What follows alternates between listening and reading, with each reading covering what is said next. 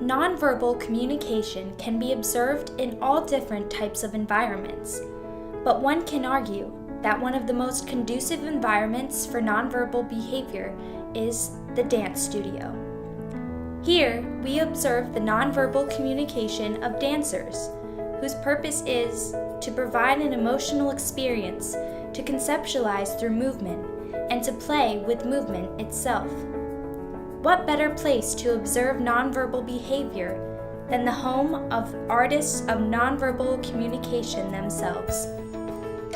Come with me as we take a glimpse at gaze, arms akimbo, and adaptors in the dance studio so that we may better understand human behavior, particularly dancer behavior. First, let's look at gaze. Knapp and Hall define gaze as an individual's looking at another person. When dancers look in the mirror, the other person they are looking at is their own reflection. The type of gaze that you can observe in the dance studio is typically mutual gaze, meaning the dancer is making eye contact with their reflection in the mirror. Although the mirror is not visible in the footage, imagine its location being in the bottom left corner of the frame, extended all across the front of the dance room. Now, let's watch the dancers use mutual gaze. Watch as her gaze goes from the floor to the mirror, and back to the floor again, and back to the mirror. Research by Drewny and Brooks suggests that people with high levels of self-esteem and self-confidence tend to gaze more than those with low levels of self-esteem and self-confidence. In the studio, a dancer's display and expression is often connected to an individual dancer's own feelings and inner worth. That being said, a dancer is hyper-aware of their own reflection. This makes sense, considering almost all dance studios have a wall of mirrors inviting and encouraging dancers to be aware of their body movements. Goffman suggests that a mirror helps aid not only dancers, but also people in general to construct and rehearse a public facade. Dancers increase their mutual gaze in the studio so that they are confident when the curtain rises on stage. Similarly, we look at ourselves in the mirror as we get ready before walking out the front door. Gaze is not the only observable behavior of dancers. A more obvious type of nonverbal communication displayed in the dance studio is arms akimbo. Before you think I'm about to bombard you with some foreign dance lingo, let me define akimbo for you. Akimbo is actually an English word meaning an arm gesture in which the hand is placed on the hip and the elbow is turned outward. Because arms akimbo is engaging body movements and gestures, it is also a type of kinesic nonverbal communication. Simply put, kinesics is the study of body movement. Arms akimbo is a single action with a wide variety of associated meanings. Relaxation, fatigue, satisfaction, anger, surprise, defensiveness, defiance, threat, or bluffing can all be associated with a person standing with arms akimbo. As with all gestures in nonverbal communication, a person displaying arms akimbo is doing it for a reason. There is some emotion that they are consciously or unconsciously conveying. Dancers are often caught with their hands on their hips throughout a dance class. Let's focus in on one of the students. Knowing that she has just finished warm-up exercises, we can infer that she is standing with arms akimbo due to fatigue. Here, this dancer is listening to corrections from the instructor.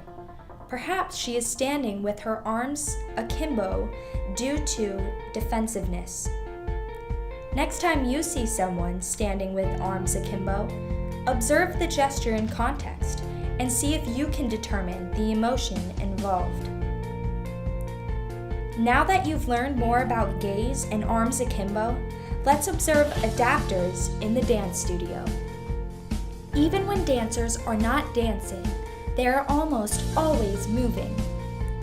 One of the ways that dancers engage in movement in between choreography is through the use of self-adapters and object adapters. Self-adapters are movements that often involve self-touch. Self-touch can involve biting nails, playing with hair, or even rolling of the head. Self-adapters are not deliberate and do not require attention from other people. Yet almost all of us are guilty of using them. Ekman and Friesman say that at least some self-adapters convey attitudinal information to observers. Let's take a look at some of these attitudes and behaviors in the dance studio. Nail biting is a self-adapter that may indicate uneasiness or nervousness. Here, this young lady is biting her nails as she listens to the instructor explain a dance routine. People often use self-adapters when they do not quite understand a message that was sent to them. Another young woman plays with her hair throughout the entire dance class as she transitions from dancing, resting, and processing information from the instructor. Another reason people use self-adapters is to cope with tension they are feeling. Here, this woman can be seen rolling her head, relieving tension in her neck as the group of dancers takes a quick break. In addition to self-adapters, object adapters can also be seen in the dance studio. Object adapters involve handling any other object, unrelated to your own body. Object adapters could involve actions such as fixing clothing, chewing gum, or adjusting glasses. Dancing involves a lot of body movements that cause clothing to shift around. Women who feel self-conscious, uncomfortable, or even awkward may feel the need to pull down their shirt as it inches up during a routine. Here, a girl chews gum throughout the entire class. It is quite possible that she uses this object adapter to keep from the discomfort of being still. Perhaps this woman adjusts her glasses so that they fit more comfortably on her face. Although adapters in nonverbal communication are normally seen in a negative light, they can sometimes be seen as gestures of contentment. It is quite possible that this woman plays with her hair because she is satisfied, or this woman chews gum because it excites her taste buds. The dance studio environment is filled with all sorts of nonverbal communication.